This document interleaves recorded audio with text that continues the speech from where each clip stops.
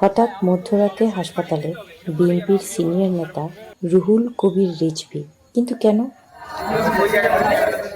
জানা গেল, জুলাই আন্দোলনে চোখ হারানো 4 যুবক বিষ পান করেছে। খবর পেয়ে হাসপাতালে দৌড়ে গেলেন রিজভী। বিষ পানকারী 4 জন হলো শিমুল, মাহরুফ, সাগর ও আখতার হোসেন। জানা যায়, উন্নত চিকিৎসা না পেয়ে কষ্টে তারা এই কাজ করে। এখানে সমস্যা হলে যেমন হসপিটালে আমাদের আহতদের মধ্যে কিছু সিন্ডিকেট হয়ে গেছে ডাইরেক্টরের সাথে, ওনাদের সাথে যাদের লিজু করা আছে ওনারা যাদেরকে বলবো বাইরে পাঠাইতে ওনাদেরকে পাঠাইবে।